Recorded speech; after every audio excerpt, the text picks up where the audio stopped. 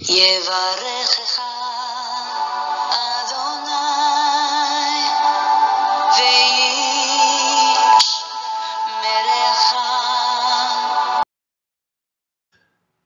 살아계신 창조주 하나님 아버지, 감사와 찬양을 올려드립니다. 오늘도 우리의 코에 생명의 새 호흡을 불어넣어 주셔서 오늘 하루를 살게 하시니 감사합니다. 하나님께서 주신 이 하루 감사하며 찬양하며 하나님과 동행케 하여 주옵소서. 하나님의 말씀으로 우리를 거듭나게 하시고 하나님의 거룩한 말씀, 창조의 능력이 있는 말씀으로 우리를 재창조하고 계심을 믿기에 오늘도 하나님의 말씀 앞에 고개를 조아립니다. 이 말씀을 묵상할 때에 거룩한 하나님의 말씀의 기운으로 우리를 더욱더 성숙하게 하여 주시고 거룩하게 하여 주시고 아버지 하나님의 그 형상을 온전히 회복하는 놀라운 역사가 나타나게 하여 주옵소서. 주 예수님, 우리의 왕이요 우리의 주인이요 우리의 영원한 생명의 은인이신 주 예수님의 이름을 송축하며 찬양합니다. 오늘도 주님과 동행하는 복된 하루 되게 하시고 주님의 뜻만이 우리의 삶 속에서 온전히 실현되어지고 나타나며 성취되어지는 그런 하루, 그런 우리의 삶이 되기를 원합니다. 성령 하나님, 말씀의 저자가 되시는 성령께서 오늘도 말씀을 묵상할 때에 우리를 이 말씀의 힘으로 새롭게 하시고 깨닫게 하시고 삶 속에 실천하며 나아갈 때에 우리 하나님을 꼭 닮은, 예수 그리스도를 꼭 닮은 그런 신부로 더욱더 성숙해지는 오늘 이 은혜를 우리에게 허락하여 주옵소서. 존귀하신 우리 주 예수 그리스도의 이름으로 우리 하나님 앞에 간절히 기도 올리옵나이다. 아멘. 사랑하는 성도 여러분, 반갑습니다. 오늘 1189 성경 장별 강의 360번째 시간입니다. 오늘은 역대상 22장 말씀을 함께 공부하도록 하겠습니다. 오늘 제목의 말씀은 성전 건축을 위한 준비를 하는 다윗, 성전 건축을 위한 준비를 하는 다윗이라는 제목입니다. 이미 17장에서 우리는 다윗이 하나님 앞에 성전을 짓고 싶다는 마음의 소원을 아뢰는 장면을 배웠습니다. 그때 하나님께서 이 나단 선지자를 통하여 너의 마음은, 너의 그 마음의 중심은 내가 알고 기쁘게 봤지만 네가 아니라 너의 아들 솔로몬을 통하여서 나의 성전을 짓게 하겠다라고 말씀하시고, 그러면서 이 다윗의 언약이라고 하는 이 귀한 이 언약을 허락하여 주십니다. 그래서 다윗의 왕위가 영원히 견고할 것이고 그 무너지지 아니할 것이라는 이 예언을 주시죠. 그래서 이 다윗의 왕위가 영원히 견고하게 된다는 이 예언, 이 언약은 결국 다윗의 후손 예수 그리스도를 통하여 이제 성취되어진다라고 그렇게 말씀을 우리가 나눴습니다. 자, 이제 오늘 22장에서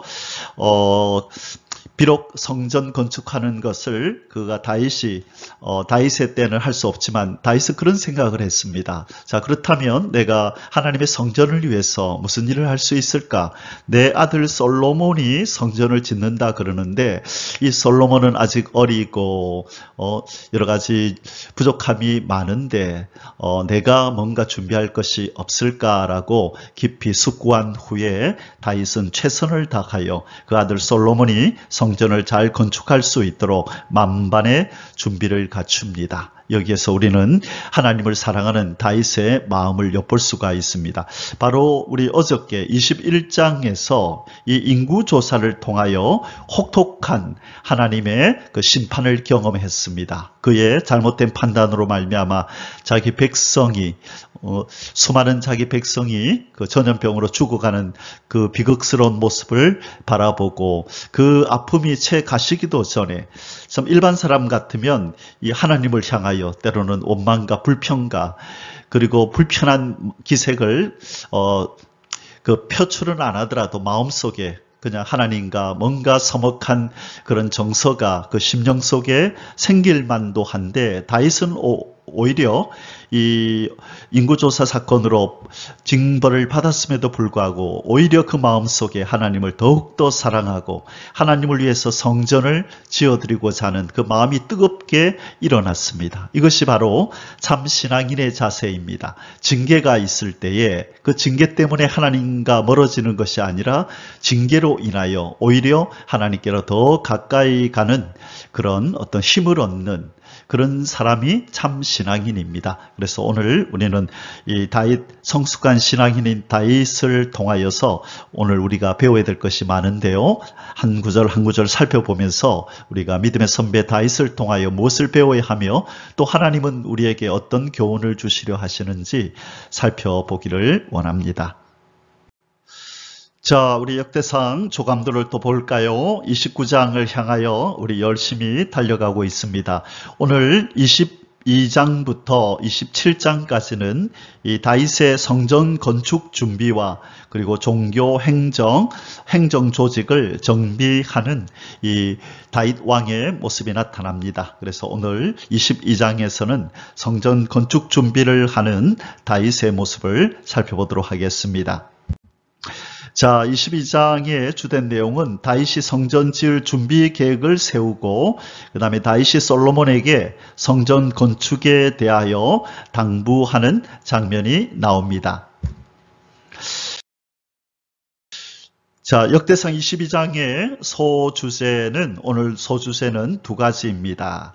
1절에서 5절까지는 솔로몬 시대의 성전 건축을 위한 다윗의 준비, 그리고 두 번째 6절에서 19절까지는 솔로몬의 성전 건축 사역을 위한 다윗의 독려와 당부. 자, 한편으로는 이 건축을 위하여 여러 가지 재료들을 준비하는 이 다윗의 모습이 나타나고요. 그리고 이제 이 솔로몬 성전을 지어야 할 이 큰 사명을 맡은 그 아들 솔로몬에게 성전 건축에 관하여 격려를 하고 또 어떻게 해야 하는지, 뭘 조심해야 하는지, 어떤 마음으로 지어야 하는지 이 당부하는 이 유언적인 말이 나오게 됩니다. 오늘 이 두 가지 소주제를 가지고 우리 역대상 22장을 공부하도록 하겠습니다.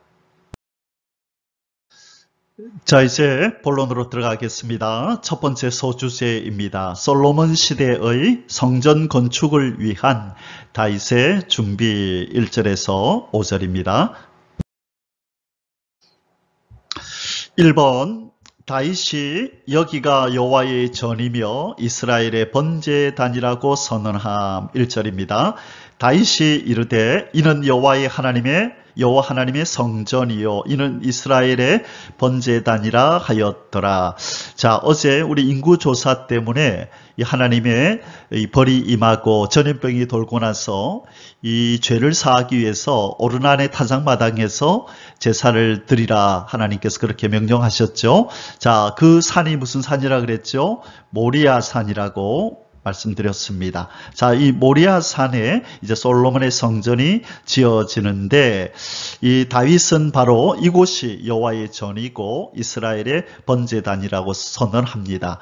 아직까지 지어지지 않았지만 이미 이 왕인 다윗이 결심하고 또 준비를 한다는 말은 결국은 이루어지고 건축되어지고 만다는 것을 의미합니다. 그래서 다윗은 비록 자기 눈앞에 완성되지는 않았지만 준비하면서 이곳이 반드시 하나님의 전이 되며 이스라엘의 번제단이 될 것이라고 지금 선언을 하고 있습니다.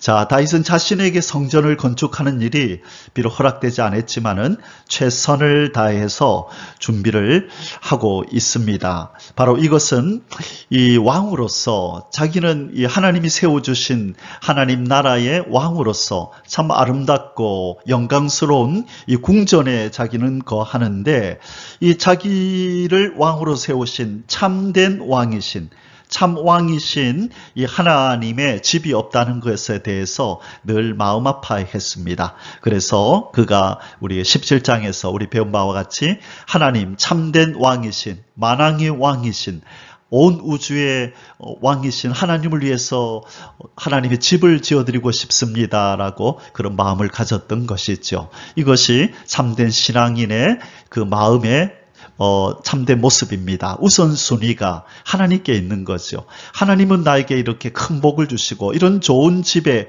살게 하시는데 하나님, 나도 하나님을 위해서 뭔가를 해드리고 싶다. 하나님이 내게 주신 은혜를 내가 무엇으로 보답할 거라고 하는 이런 마음의 생각, 이것이 바로 마땅히 하나님의 백성, 하나님께 은혜 받은 하늘의 백성들이 마땅히 가져야 할 마음이지요. 자, 그래서 다윗은 이제 드디어 그 아들 솔로몬 때 지어질 영광스러운 아름다운 하나님의 집을 위하여 자기가 힘을 다하고 능을 다하여 최선을 다하여 이제 준비물을 준비하려고 뜻을 정하며 이제 이렇게 선포합니다. 이는 여호와 하나님의 성전이요 거룩한 전이요 이는 이스라엘의 번제단이라. 하나님 앞에 제사를 드리고 하나님과 교제하는 이런 아름다운 그런 장소가 될 것이라고 선언하고 있습니다.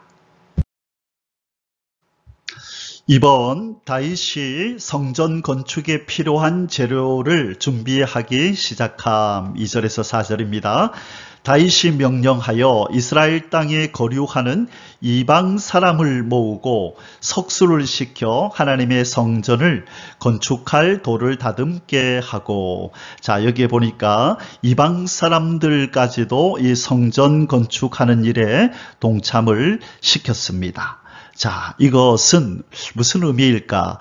자, 하나님을 예배하는 하나님의 성전은 하나님의 택한 선민만 동원해서 지으면 더 의미가 있지 않을까, 이렇게 우리가 생각할 수 있지만 다윗은 그렇게 생각하지 않았습니다. 이방 사람들도 이 일에 동참을 시키자 이렇게 생각하고 이방 사람도 불러서 또 석수를 불러서 돌을 다듬게 했는데 이것은 바로 영적인 이 구속사적인 의미가 있습니다. 우리가 예수님을 부를 때 예수님의 어떤 별명 중에 하나가 뭐냐면 교회의 머리시다, 그죠? 교회의 머리, 다시 말해 이 성전의 머리가 되십니다.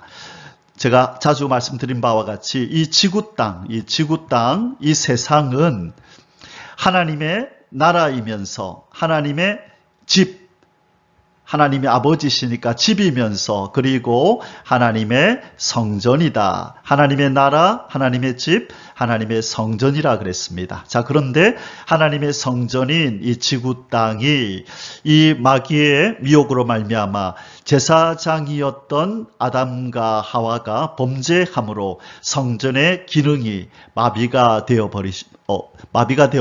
그래서 이 교회의 머리, 성전의 머리, 이 지구 땅의 주인이신 예수님께서 이 땅에 오셔서 인생과 이 세상 나라를 회복하신다는 말은 바로 이 지구 땅의 원래의 이 원래의 목적인 성전의 기능을 할 수 있도록 이 지구 땅을 성전으로 다시 만드시는 그 과정이라고 우리는 말할 수 있습니다. 그래서 우리 예수님께서는 바로 이 성전의 머리가 되셔서 이 성전을 회복하시는, 교회를 회복하시는 그런 분이다. 그렇다고 볼 때에, 자, 이 지구 땅은 이스라엘 백성들뿐만 아니라 이스라엘 사람들이 이방인이라고 부르는, 아직까지 하나님을 알지 못하는 그들도 실은 엄격하게 말하면 모두가 하나님의 백성이었지요.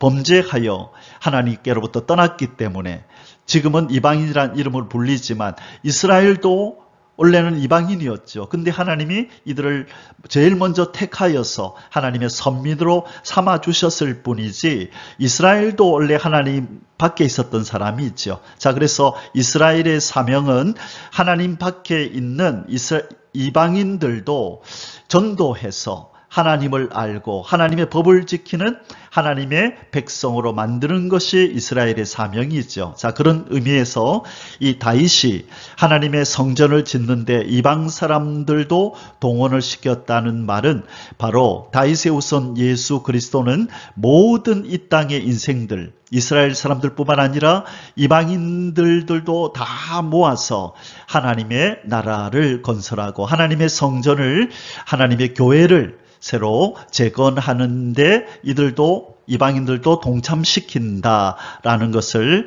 암시하고 있는 것입니다. 그래서 우리가 이방 여인 룻이 이스라엘로 들어와서 예수님의 조상의 족보에 오르는 것도 바로 이방 사람도 하나님의 구원의 역사에 참여한다는 것을 보여주는 사건이라 우리가 룻기를 공부할 때 그렇게 말씀을 나눴는데, 오늘 성전 건축을 위해서 이방 사람이 동원되는 이 사건도 그와 맥을 같이 하는 그런 내용이라고 볼 수가 있습니다.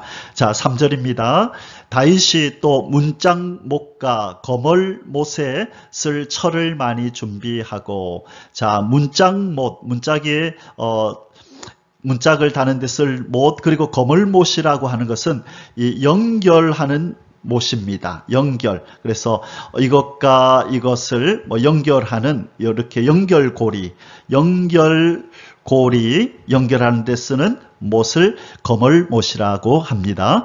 자, 또 무게를 달 수 없을 만큼 심이 많은 롯을 준비하고, 또 백향목을 무수히 준비하였으니 이는 시돈 사람과 두롯 사람이 백향목을 다윗에게로 많이 수운하여 왔습니다. 물로 운반하여 왔다는 뜻입니다. 수운하여 왔습니다. 자, 백향목이 제일 많이 나는 곳이 어느 나라였죠?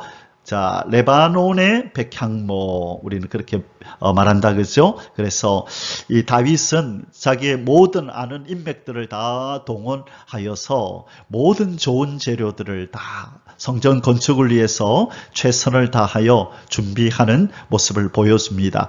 이 다윗은 무엇을 하든지 간에 항상 최선을 다하는 그런 사람이었던 것 같습니다. 이 양을 칠 때도, 이 양 한 마리, 어릴 때 양을 칠 때 이 아버지가 맡긴 그 양을 잃어버리지 않기 위해서 사자와 곰과도 싸우는 그 위험을 감수하는 일을 마다하지 않지요. 자기 생명이 위태로움에도 불구하고 자기에게 맡긴 이 사명을 감당하기 위해서, 양을 지키기 위해서 생명까지도 내어놓는 그런 최선을 다하는 모습을 어릴 때부터 보였는데, 이 성전을 건축하는 일에 있어서도 최선을 다합니다. 작은 일에 이 충성하는 자가 큰 일에도 충성하는 법이 있죠. 하나를 보면 열을 안다고. 그래서 우리는 우리에게 주어진 어떤 사명들, 일들을 이 조그만한 거, 이거 꼭 그렇게 내가 해야 되겠어? 이거 안 한다고 무슨 큰 일이 나겠어? 라고 생각해서는 안 됩니다. 내가 하나님이 나에게 하라고 부탁하신 그 사명, 그 일이라면 아무리 남에게 눈에 띄지 않는 일이라 할지라도 최선을 다하여 꾸준히 성실하게 우리는 이 사명을 감당해야 될 줄 믿습니다. 아멘. 자, 두롯 사람과 시돈 사람이 많은 백향목을 운반해 왔다라고 했는데요. 두로와 시돈이 어디 있는지 지도를 한번 보도록 하겠습니다. 바로 두로가 여기에 있고요. 시돈이 여기에 있습니다. 자, 지중해가 있는데 지중해를 낀 이 연안에 바로 있는 도시입니다. 시돈과 두로. 자, 위에가 레바논 쪽이죠. 그래서 이곳에서 나는 이 레바논의 백향목들을 시돈과 두롯 사람이 이 운반을 해서 예루살렘으로 이렇게 가지고 왔다라고 이야기합니다. 3번, 후대의 성전 건축을 위해 다윗이 열심으로 준비한 까닭. 5절입니다. 자, 자기 때가 아니라 자기 아들 솔로몬 때에 지어질 성전을 위해서 왜 그는 그토록 열심히 준비를 했을까? 그 이유를 바로 여기서 기록하고 있습니다. 5절입니다. 다윗이 이르되 내 아들 솔로몬은 어리고 미숙하고 여호와를 위하여 건축할 성전은 극히 웅장하여 만국의 명성과 영광이 있게 하여야 할지라. 그러므로 내가 이제 그것을 위하여 준비하리라 하고 다윗이 죽기 전에 많이 준비하였더라. 자, 지금 다윗이 성전 건축 재료를 준비하고 있는 이 동안에 이때는 아직 솔로몬은 어린 상태였나 봅니다. 그래서 다윗이 생각하기를 내 아들 솔로몬은 어리고 미숙하고 아직까지 여러 가지 판단하고 하는 일에 성숙하지 못하다고 지금 여긴 것입니다. 그런데 반면에 그 솔로몬이 지어야 할 이 여호와의 성전은 극히 웅장하여 만국의 명성과 영광이 있게 하여야 할지라. 자, 나중에 이 솔로몬이 짓게 되는 이 성전은 몇 년 만에 지어지는지 혹시 아십니까? 예, 이 솔로몬이 짓는 성전은 7년 만에 지어지게 됩니다. 자, 그리고 나중에 솔로몬이 또 궁전을 또 짓는데 궁전은 13년이 걸립니다. 그래서 하나님의 성전이 7년 동안 지어질 만큼 웅장한 그런 영광스러운 모습을 갖춘 그런 성전이 되는데요. 나중에 이 솔로몬 성전 얘기할 때 이 얼마나 웅장하고 영광스러웠는지 그때 가서도 좀 살펴보도록 하겠습니다. 자, 그래서 다윗이 판단할 때 이 건축은 성전 건축은 내 아들이 혼자 할 수 없다. 그러니 이 아들이 성전 건축을 잘할 수 있도록 내가 죽기 전에 최대한 준비할 수 있을 만큼 제대로 준비를 해놓고 그리고 내가 세상을 떠나야 되겠다라고 판단을 한 것입니다. 그래서 다윗은 이 열심으로 재료를 준비하고 있는 것입니다. 자, 이제 두 번째 소수세를 공부하도록 하겠습니다. 솔로몬의 성전 건축 사역을 위한 다윗의 동료와 당부 6절에서 19절입니다. 자, 성전 건축을 위해서 다윗이 한편으로는 재료를 준비하면서 이 어린 솔로몬에게 미리 이 성전 건축에 대해서 여러 가지 이야기들을 해주는 그런 장면입니다. 1번 솔로몬을 향한 다윗의 성전 건축 위임 이유 설명과 그를 향한 하나님의 축복 언약 전달. 자, 이 다윗은 아들 솔로몬을 불러서 왜 아비인 다윗이 직접 성전을 건축하지 않고 아들인 솔로몬에게 이 사명을 위임하는지 그 이유를 설명합니다. 그리고 하나님께서 솔로몬에게 어떤 복을 약속하셨는지를 그 언약을 전달하게 하고 있습니다. 자, 6절에서 10절입니다. 다윗이 그의 아들 솔로몬을 불러 이스라엘 하나님 여호와를 위하여 성전 건축하기를 부탁하여 다윗이 솔로몬에게 이르되 내 아들아 나는 내 하나님 여호와의 이름을 위하여 성전을 건축할 마음이 있었으나 여호와의 말씀이 내게 임하여 이르시되 너는 피를 심히 많이 흘렸고 크게 전쟁하였느니라. 네가 내 앞에서 땅에 피를 많이 흘렸은즉 내 이름을 위하여 성전을 건축하지 못하리라. 아멘. 무슨 말이죠? 하나님이 다윗에게 뭐라 그랬다고요? 다윗아, 너는 피를 많이 흘린 전쟁의 사람이야.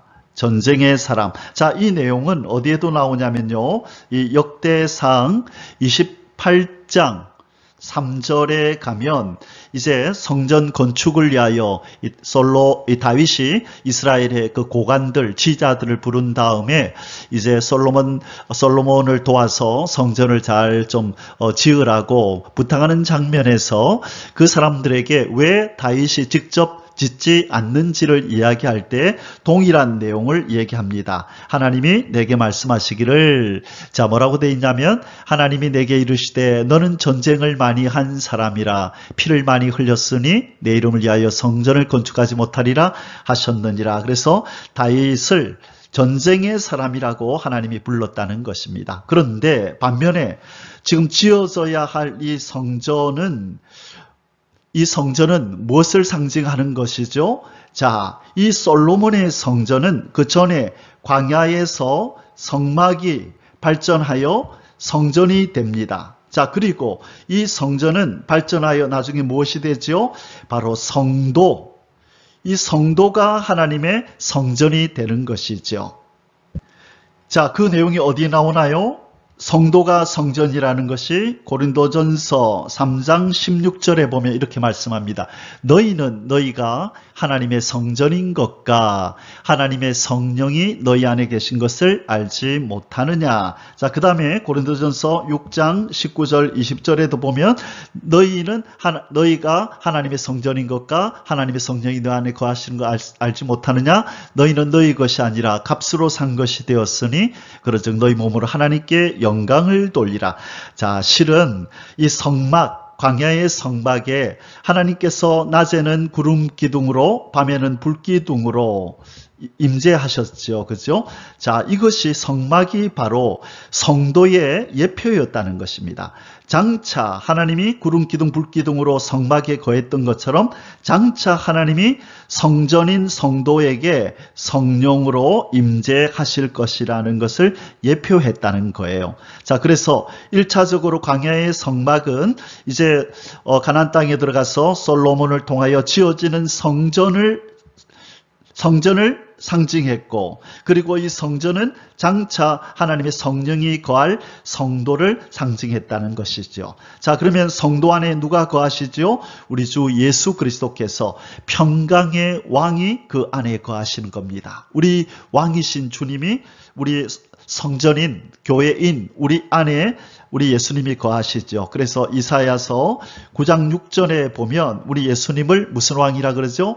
평강의 왕이라 그렇게 부르는 것입니다. 자, 평강의 왕인 예수님이 거하시는 이 성전인 성도는 바로 어떤 이미지가 있어야 되죠? 평강의 이미지, 샬롬의 이미지가 있어야 하는데, 그 집을 짓는 사람이 피를 많이 흘린 전쟁의 사람이라면 이 평화를 상징하는 하나님의 성전과 어울리지 않잖아요. 그래서 하나님께서는 다윗아, 네 마음은 알겠지만 너는 피를 많이 흘린 전쟁의 사람이기 때문에 샬롬, 평강을 상징해야 할 내 성전 짓는 것에는 어울리지 않는다. 그러니 너 때 말고 네 아들 때 짓게 해주겠다라고 말씀한 것입니다. 자, 이 내용은 우리 결론에 가서 제가 다시 한번 말씀을 드리도록 하겠습니다. 자, 뒷부분 마저 읽겠습니다. 9절에서 10절. 보라, 한 아들이 네게서 나리니 그는 온순한 사람이라. 자, 하나님이 계속 다윗에게 하신 말씀입니다. 다윗아, 너에게서 한 아들이 날 건데 그는 온순한 사람이라. 자, 이 온순한 사람이 무슨 뜻이냐 하면 이 히브리어를 보니까요, 이시 메누하 이래서 휴식의 사람, 휴식의 사람, 또는 이것 부사로 하면은 평안하게 이런 뜻이거든요. 메누하라고 하는 것은 온순하다는 뜻은, 그러니까 평안한 사람 또는 위안이 되는 사람, 그리고 편함, 이런 의미가 있습니다. 그래서 너에게서 날 아들은 휴식의 사람이고 평안한 사람이고 위안의 사람이고 편안한 사람이다. 다시 말해 평강의 사람이다, 이 말입니다. 그래서 바로 그 아들, 이 아들이 바로 평강을 상징하는 이 평강의 왕이 거할 성전을 건축하기에 가장 부합된 사람이다라고 지금 하나님께서 다윗에게 말씀한 것입니다. 다윗은 무슨 사람이라고요? 전쟁의 사람. 그 아들 솔로몬은 평강의 사람, 온순한 사람. 자, 이시 메누하. 그래서 이 온순한 사람이란 말은 평강의 사람, 편안한 사람, 이런 의미가 있다는 것입니다. 내가 그로 주변 모든 대적에게서 평온을 얻게 하리라. 자, 이 하나님께서 이 성전을 짓게 될 솔로몬을 위하여 그 주변의 모든 대적들을 다 파해버리고 이기게 하시고 평안을 그의 때에 주시겠다고 말씀하십니다. 그의 이름을 솔로몬이라 하리니 이는 내가 그의 생전에 평안과 안일함을 이스라엘에게 줄 것임이니라. 자, 솔로몬의 이름의 뜻은 평화입니다. 평화. 그래서 평강의 왕이 거하실 성전, 이 성전의 주인이 거하실 이 평강의 왕이 거하실 성전을 짓기에 가장 적합한 사람이 바로 평화의 사람 솔로몬이 될 것이라는 것입니다. 그가 내 이름을 위하여 성전을 건축할지라. 그는 내 아들이 되고 나는 그의 아버지가 되어 그의 나라 왕위를 이스라엘 위에 굳게 세워 영원까지 이르게 하리라 하셨나니. 자, 이 내용은 사무엘하 7장에서 하나님께서 다윗에게 이 언약을 하실 때 하신 말씀을 또 동일하게 다시 한번 하고 계십니다. 자, 다윗은 전쟁의 사람이라서 바로 평화의 사람 솔로몬이 평화의 상징인 하나님의 성전을 짓게 하셨다. 이 내용을 꼭 기억하시기를 바랍니다. 이번 솔로몬을 향한 다윗의 축복과 독려 11절에서 13절입니다. 이제 내 아들아 여호와께서 너와 함께 계시기를 원하며. 자, 지금 축복합니다. 임마누엘, 하나님이 너와 임마누엘 하시기를 원하며 네가 형통하여 여호와께서 네게 대하여 말씀하신 대로 네 하나님 여호와의 성전을 건축하며. 자, 첫째, 하나님이 너와 함께 하기를 바란다. 네가 여호와의 성전을 잘 건축하기를 바란다. 여호와께서 네게 지혜와 총명을 주사 네게 이스라엘을 다스리게 하시고 네 하나님 여호와의 율법을 지키게 하시기를 더욱 원하노라. 자, 세 번째, 하나님이 너에게 지혜와 총명을 주셔서 이스라엘을 잘 다스리게 하시기를 원한다. 그리고 네 번째, 여호와 하나님의 율법을 잘 지키게 하시기를 원한다. 하나님이 은혜를 주셔야만 네가 여호와의 율법을 지킬 수 있단다. 그래서 항상 너도 마음속에 나는 여호와의 율법을 지켜야 한다. 하나님 율법을 잘 지키도록 도와주세요. 라고 그렇게 기도하라. 그 말씀을 하고 있는 것입니다. 자, 그때에 네가 만일 여호와께서 모세를 통하여 이스라엘에게 명령하신 모든 규례와 법도를 삼가 행하면 형통하리니 강하고 담대하여 두려워하지 말고 놀라지 말지어다. 자, 이 다윗은요, 이 성전 건축을 이 아들에게 부탁하면서 그동안 자신이 겪었던 이 실패와 성공의 경험담을 이렇게 비추어서 여호와의 율법을 지키라고 말씀합니다. 자, 이 다윗도 하나님의 법을 지킬 때에는 하나님이 형통을 주셨지만 하나님의 법을 어길 때에, 특별히 그 법계 운반할 때에 하나님의 법을 어기고 범죄하여서 이 우사가 죽게 되는 일이 있었고, 그 다음에 하나님의 명령을 어기고 인구조사를 해서 또 수많은 이스라엘 백성들이 죽임을 당하는 그런 경험이 있었잖아요. 그래서 하나님의 법을 어기고 범죄하면 형통과는 거리가 멀단다. 내 아들 솔로몬아, 기억해라. 절대로 이 형통한 삶은 사람의 힘으로, 내 의지로 되는 것이 아니란다. 하나님의 모든 명령, 그 규례와 법도를 지킬 때에만 형통하게 된단다. 그러니 강하고 담대하고 두려워하지 말고 놀라지 말라. 자, 지금 결론적으로 무슨 이야기인가요? 지금 성전 이야기를 하면서, 성전은 뭐지요? 하나님의 임재가 있는 곳. 이 성전을 지을 때 아울러서 무슨 얘기를 해요? 하나님의 법을 지켜라. 네가 아무리 성전을 아름답고 영광스럽게 짓는다 할지라도 하나님의 법을 어기면 하나님이 이 성전을 기쁘게 받으시지 않는다. 이 성전을 무너뜨려 버리실 거야. 그 얘기를 하고 싶은 것입니다. 아니나 다를까 정말로 이스라엘의 역사에서 BC 586년에 이스라엘 백성이 하나님의 규례와 법도를 버리고 우상을 섬길 때에 하나님은 이 솔로몬이 아름답게 지었던, 다윗과 솔로몬이 힘을 모아서 지었던 이 성전을 파괴해버리고 이스라엘 백성을 바벨론으로 포로로 보내버리셨지요. 자, 지금 이 다윗의 우려가 그대로 발생했던 것입니다. 자, 여기에서 우리에게 주시는 교훈이 무엇입니까? 우리는 항상 하나님의 법, 하나님의 규례와 법도를 하나님의 말씀을 지켜 행함이 우리 형통의 비결이라는 것을 잊으면 안 된다는 것입니다.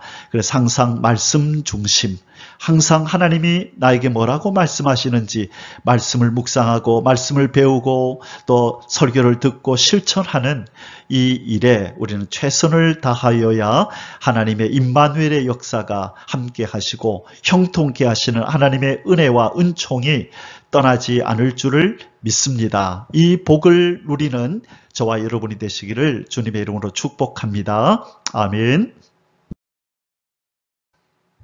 3번 성전 건축 재료 준비 상황의 설명과 독려. 자, 지금 어떻게 다윗은 솔로몬에게 얼마만큼 성전 건축 준비가 되었는지, 재료는 얼마나 준비되었는지를 말하면서, 그리고 솔로몬이 해야 할 일을 이렇게 알려주면서 지금 당부하는 내용입니다. 14절에서 16절입니다. 내가 환난 중에 여호와의 성전을 위하여 금 10만 달란트와 은 100만 달란트와 녹과 철을 그 무게를 달 수 없을 만큼 심히 많이 준비하였고 또 제목과 돌을 준비하였으나 너는 더할 것이며. 자, 여기에 보면요, 지금 여기서 우리가 한 가지 보충하고 넘어야 될 것이 있는데 22장 14절에 보니까 내가 환난 중에 여호와의 성전을 위하여 내가라고 시작을 하는데, 이 히브리어 원문에 보면 이 앞에 베힌네라고, 베힌네, 이것은 뭐냐면 자 그리고 보아라 이런 뜻이 있어요. 그리고 보아라, 배 혹은 왜 힌내, 보아라. 자, 보아라. 지금 다윗이 최선을 다하여 준비를 한 다음에 솔로몬에게, 솔로몬아, 자 그리고 한번 보아라. 내가 여호와의 성전을 위하여 이렇게 준비했다, 최선을 다했다는 것을 지금 보여줍니다. 자, 한번 보아라는 것이죠. 그런데 그 다음에 우리가 살필 것은 환난 중에 여호와의 성전을 위하여 내가 심히 많이 준비했다. 이 환난 중에라는 말은 이 전쟁을 수없이 치렀다는 것을 의미합니다. 전쟁 등과 같은 이 환난 가운데서 이 전쟁을 치르고 취한 전리품들, 또 누구로부터 또 이렇게 기부받기도 했지만은 많은 이 지금 다윗이 하나님의 성전을 위해서 준비한 이 재료들은 이 전쟁을 통하여, 이 환난을 통하여서 이 생명의 위협을 무릅쓰고 그가 취하였던 많은 재물들을 지금 이야기하는 것입니다. 그래서 다윗은 아들에게, 아들아, 내가 이렇게 환난을 무릅쓰고 내 생명을 생사를 넘나드는 이 환난의 순간을 무릅쓰고 내가 이것들을 모았지만, 그러나 너는 이것들 위해 너도 최선을 다하여 여기에다 더하라. 아비의 최선은 여기까지다. 그러나 너는 더 여기에다 더해서 하나님의 성전을 아름답게 짓거라. 그렇게 말씀하고 있는 것입니다. 15절, 또 장인이 네게 많이 있나니 곧 석수와 목수와 온갖 일에 익숙한 모든 사람이라.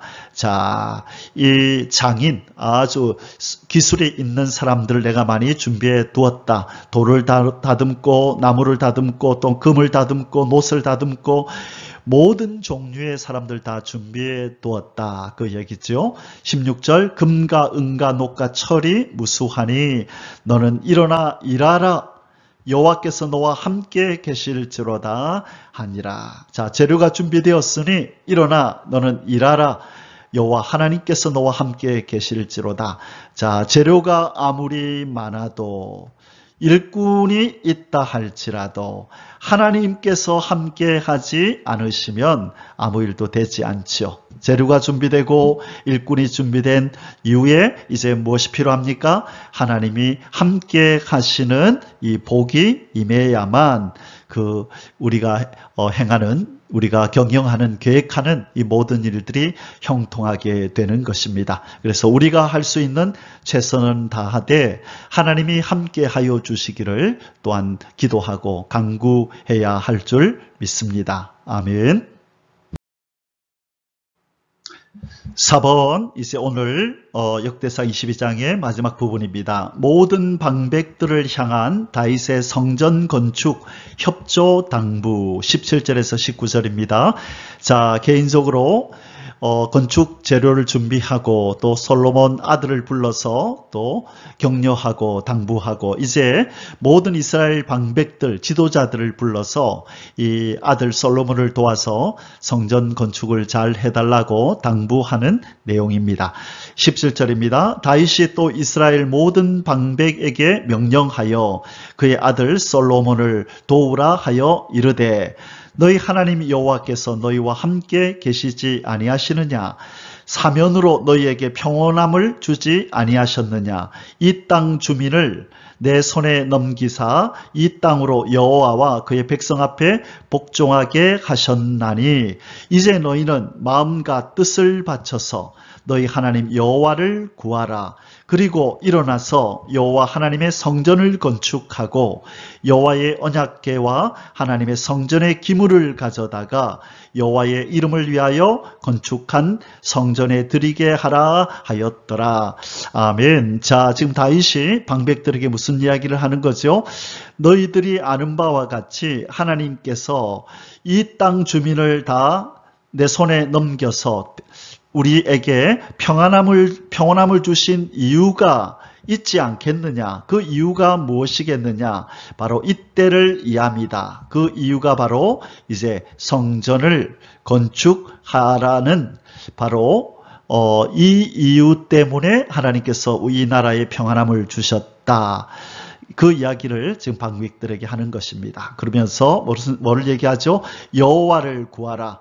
마음을 다하고 뜻을 다하여 여호와 하나님을 구하고 그 하나님을 위하여 성전을 건축하고 그리고 여호와의 언약궤와 하나님 성전의 기물을 가져와라. 자, 지금 어디에 있지요? 이 하나님의 언약궤와 성전의 기물들이 지금 어디에 있나요? 기브온에 있습니다. 기브온에. 그래서 아직까지 성전이 없기 때문에 기브온 산당에 이것을 놔두고 그래서 여기에 필요하면 여기에 이제 가서 하나님 앞에 제사 드리고 했었는데요. 우리가 전장에서 인구조사하고 나서 다윗이 하나님을 두려워하여 이 기브온에 이 산당에 가지 못했다라고 하는 장면을 우리가 배웠습니다.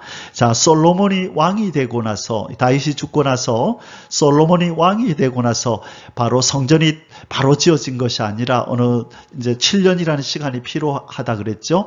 그 전까지 이 솔로몬은 이 기브온에 가서 1000번제를 드리는 그 장면이 나오게 됩니다. 아직까지 성전이 없기 때문에 그런 것이죠. 자, 이제 다윗은 할 일을 다 했습니다. 자기가 최선을 다하여 재료 준비하고 솔로몬에게 할 말을 하고 그 다음에 이스라엘 지도자들을 불러서 솔로몬을 도우라고 당부하면서 이제 성전 건축을 위한 다윗의 사명을 이렇게 끝을 내는 것입니다. 자, 다윗이 이스라엘 방백들 곧 이스라엘 지도자들을 불러놓고 이 솔로몬을 도와서 성전을 잘 지은 다음에 이 성전 무엇과 무엇을 가져오라 그랬죠? 이 언약궤, 하나님의 언약궤와 그리고 성전의 기물들, 성전의 기물들을 운반해오라 그랬죠. 지금 그게 어디 있다고요? 이 기브온이라는 곳에 지금 여기에 이 하나님의 언약궤와 성전의 기물들이 여기에 있습니다. 그래서 성전이 예루살렘에 지어지고 나면 기브온에서 이쪽으로 옮겨와라. 지금 그 이야기를 하고 있는 것입니다. 사랑하는 성도 여러분, 이제 역대상 22장의 결론을 내릴 시간입니다. 오늘 결론의 내용 제목은 하나님의 성전은 왜 다윗이 아닌 솔로몬이 지어야 하는가? 오늘 본문 강의하면서 제가 잠시 말씀을 드렸는데 우리 결론에서 다시 한번 이 중요한 부분을 말씀드리겠습니다. 자, 아까 하나님께서 왜 다윗에게 허락하지 않으셨다고요? 다윗은 무엇의 사람? 다윗은 전쟁의 사람. 대신에 하나님은 평화의 사람인 솔로몬 다윗의 아들에게 이 성전을 짓게 하겠다고 말씀드렸습니다. 왜 그런가? 자, 우리 성경을 먼저 보고 밑에 그림을 좀 보겠습니다. 역대상 22장 9절이었죠. 보라, 한 아들이 내게서 나리니 그는 온순한 사람이라. 이 온순한이라고 하는 이 뜻이 바로 안식, 평안 이런 의미가 있다고 말씀드렸습니다. 그래서 솔로몬 그 이름의 뜻이 바로 평화입니다. 그래서 솔로몬은 평화의 사람, 온순한 사람 그런 뜻이라 그랬습니다. 자, 내가 그로 주변 모든 대적에게서 평온을 얻게 하리라. 그래서 그 주변의 대적들도 하나님이 다 멸하게 하심으로 이 이스라엘 나라에 평강이 찾아오게 하셨습니다. 그래서 이스라엘의 평강의 때에 평강의 사람 솔로몬이 평강의 왕이 거하시는 성전을 짓게 하시는 것입니다. 자, 그래서 이 광야의 이 성막은 여기 누가 계셨죠? 바로 낮에는 구름 기둥으로 밤에는 불 기둥으로 이 만왕의 왕, 평강의 왕이신 하나님이 여기 계셨잖아요. 이것은 무엇을 예표한다? 장차 하나님의 성령이 거하실 우리 예수 그리스도께서 거하실 바로 성도를 의미한다고 말씀드렸습니다. 그래서 이 성막이 가나안 땅에 들어가서 솔로몬에 의해서 성전으로 지어지고 이 성전에도 하나님이 구름으로 임하여 계셨지요. 그래서 이 성전 또한 무엇을 예표한다? 바로 성도, 이 하나님의 성전에 성령이 거하시는 전인 바로 성도를 의미한다는 것입니다. 이 내용은 고린도전서 3장 16절 그리고 6장 19절에서 20절에서 이렇게 말씀했다 그랬습니다. 다시 한번 읽겠습니다. 고린도전서 3장 16절 너희는 너희가 하나님의 성전인 것과 하나님의 성령이 너희 안에 계시는 것을 알지 못하느냐? 너희가 하나님의 성전인 것과 이런 표현을 쓰셨죠. 그 다음에 고린도전서 6장 19절에도 이렇게 말씀합니다. 너희 몸은 너희가 하나님께로부터 받은 바 너희 가운데 계신 성령의 전인 줄을 알지 못하느냐. 성령의 전, 성전인 것을 알지 못하느냐. 자, 그러므로 이 성전은 무엇을 상징해야 된다? 바로 샬롬, 평강의 왕 예수 그리스도가 거하실 이 집이기 때문에 평강을 상징해야 된다. 평화를 상징해야 된다.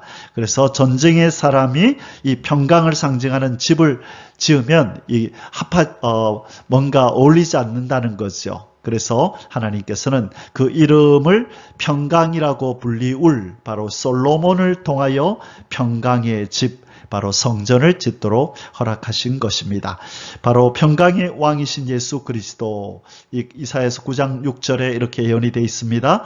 이는 한 아기가 우리에게 낳고 한 아들을 우리에게 주신 바 되었는데 그의 어깨에는 정사를 메었고 그의 이름은 기묘자라 모사라 전능하신 하나님이라 영존하신 아버지라 평강의 왕이라 할 것입니다. 자, 평강의 왕을 모신 우리는 바로 평강의 왕이 거하시는 성전이 되어야 하기 때문에 이 성전은 평화의 이미지가 있어야 한다는 것입니다. 자, 그래서 바로 우리 마음속에는 늘 하나님과의 평강이 거하고 또 이웃과의 평강이 가득한 이 평화를 만드는 그런 사람으로 우리는 존재해야 우리 안에 거하시는 이 평강의 왕 예수 그리스도가 평안히 우리와 동행하실 수 있는 것입니다.